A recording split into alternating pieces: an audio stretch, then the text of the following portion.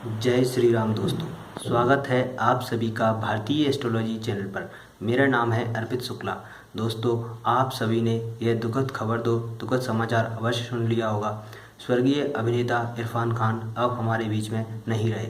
तो आज हम उनकी पत्रिका के माध्यम से समझेंगे क्या योग थे उनके जो उनकी मृत्यु हुई और किन दशाओं में कैसे मार्केस ने अपना प्रभाव दिखाए।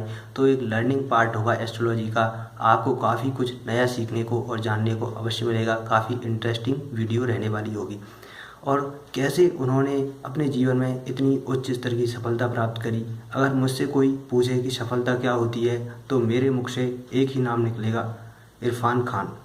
क्योंकि दोस्तों, जब जुरासिक पार्क मूवी आई थी तब उनके पास उस मूवी के टिकट के लिए भी पैसे नहीं थी, लेकिन जब लास्ट जुरासिक वर्ल्ड मूवी आई थी तो उस समय उस मूवी में उन्होंने लीडिंग रोल निभाया था। एक ग्लोबल एक्टर के रूप में अपनी प्रतिष्ठा स्थापित करी। पान सिंह तोमर मूवी में उनका अभिनय देखने ही लायक है। दोस्तों, उन्होंने अपने अभिनय से जो चंबल के बीहड़ के किरदार थे, जो डाकू थे, उनको एकदम जीवंत कर दिया। लोगों के सामने एक सच्ची इमेज उभारना और किसी भी दृश्य को जीवंत कर देने में वह सिद्ध हस्त थे। अगर उनके बारे में जितने भी शब्द कहें वह कम है उनकी प्रशंसा के लिए। और उनके प्रशंसक सभी ही, यहाँ तक कि इंडिया ही नहीं कई देशों में भी ग्लोबली रूप में उनके प्रशंसक मौजूद हैं। और उनको पान सिंह तोमर के लिए नेशनल अवार्ड भी मिला। तो काफ़ी प्रतिष्ठित और एक कह सकते हैं सच्चे और नेक दिल इंसान थे। तो आइए इनकी पत्रिका के माध्यम से समझते हैं कैसा इनका व्यक्तित्व था और क्यों इनको इतनी सफलता मिली और क्या कारण था जो इनको मृत्यु प्राप्त हुई।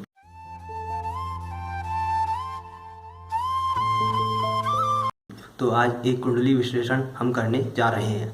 दोस्तों, इनका जन्म 7 जनवरी 1961 को 12 बजकर दोपहर जयपुर में हुआ था। यह इनकी जन्मतिथि है जो इंटरनेट पर मौजूद थी। उसके अनुसार हम इनकी कुंडली का निर्माण करते हैं। तो दोस्तों देखिए, इनकी कुंडली बनती है मीन लग्न की कुंडली बनती है और उसमें ही शनि विराजमान है। आपको स्क्रीन पर कुंडली दिख रही होगी। और शनि के साथ साथ में यहाँ पर इनकी लग्नेश हैं वह पंचम भाव में चले गए। पंचम भाव में बृहस्पति उच्च राशि के हुए हैं।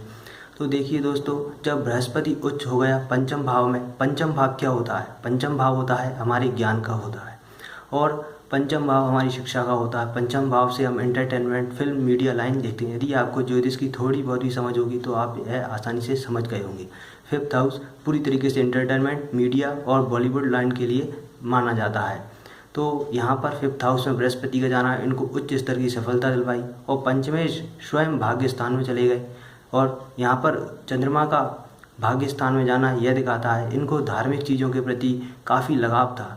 और इनके बारे में एक कंट्रोवर्सी भी चली थी बीच में कुछ समय पहले। आपको याद हो तो इन्होंने कहा था कि रमज़ान पर ऐसे बकरीद पर यह बकरों का कत्ल करना गलत है, क्योंकि एक बेजुबान और उस प्राणी की हत्या करना इनके लिए हिसाब से गलत था।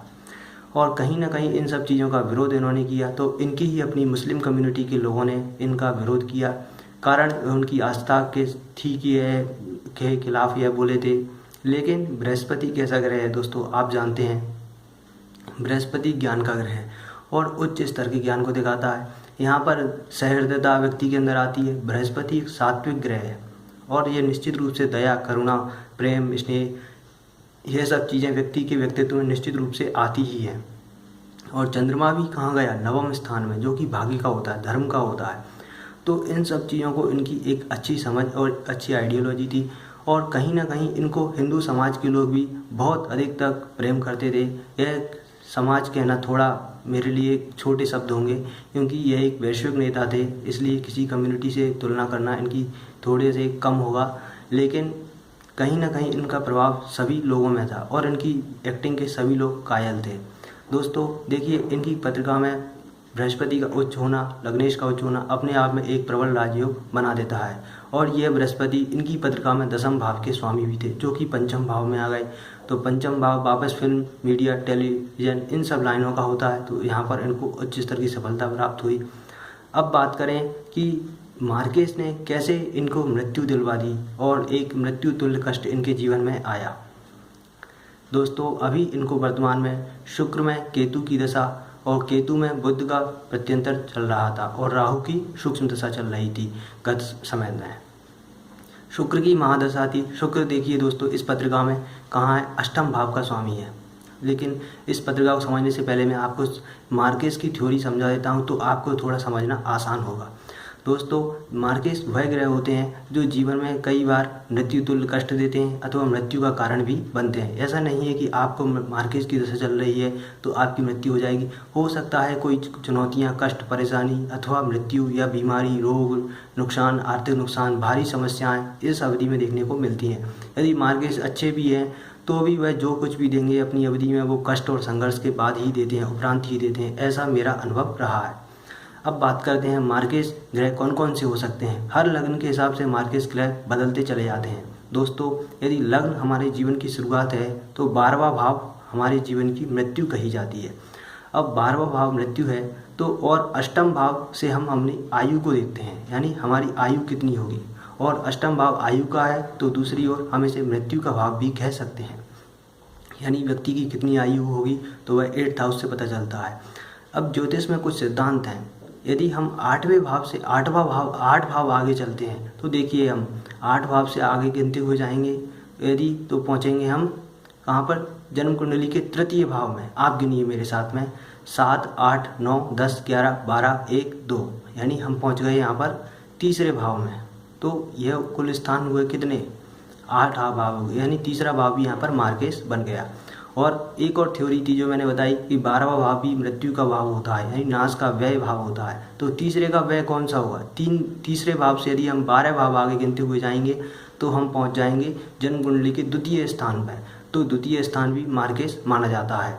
और सप्तम भाव को भी मार्केस कहा जाता है क्योंकि यह 12वें भाव से 8 भाव आगे आता है, इसलिए इन भावों को मार्केस कहा जाता है। इन भाव में बैठने वाले ग्रह अथवा इन भाव में बैठने वाले अथवा इन भावों के स्वामी को भी हम मार्केस की श्रेणी में ला सकते हैं। यह कहीं ना कहीं कष्ट देते हैं, जरूरी नहीं है कि मृत्यु दें, पर मृत्यु भी दे सकते हैं।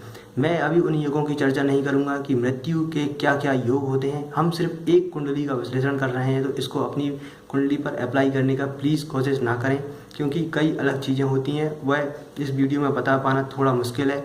और कहा जाता है कि मृत्यु के योग किसी व्यक्ति को ज़्यादा बताने नहीं चाहिए, इसलिए मैं संक्षिप्त रूप में प्रयास कर रहा हूँ यहाँ पर बताने का, ताकि आपको एस्ट्रोलॉजी समझ आ सके।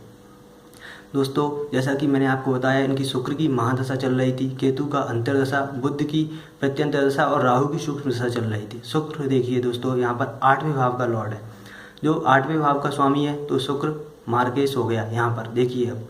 और केतु भी अष्टम भाव में ही विराजमान है, तो केतु भी 8वें भाव, दोबारा से 8वां भाव आ गया। अब बुध देखिए, बुध की इनको प्रत्यंतर दशा चल रही थी, तो बुध कहाँ पर स्थित है इनकी पत्रिका में, बुध देखिए दोस्तों इनकी पत्रिका में 10वें भाव में स्थित है। और बुध जो ग्रह स्थित है वह नक्षत्र किसके में है, यह शुक्र के नक्षत्र में विराजमान है, तो शुक्र वापस से 8th लॉर्ड बन गया। तो कहीं ना कहीं कनेक्शन इनके अष्टम भाव से बनते जा रहे थे। और राहु की सूक्ष्म दशा थी, तो जैसा कि मैंने आपको बताया कि द्वितीय भाव भी मार्केस होता है क्योंकि ये तीसरे भाव से दूसरा है, और शुक्र यहाँ पर तीसरे भाव का भी स्वामी बनता है, इसलिए डबल मार्केस बन गया। और राहु का प्रभाव, तो कुल मिलाकर ऐसे योग बने कि इनके मार्केस ग्रहों के पूर्ण रूप से यह अधिपत्य में आ गए थे और उनको मृत्यु के काल में समाना पड़ा। तो यह योग बने जो इनकी मृत्यु का कारण बन गए। लेकिन दोस्तों ऐसा नहीं है कि यदि आपको मार्केस की दशा चल रही है तो आपकी मृत्यु हो जाएगी।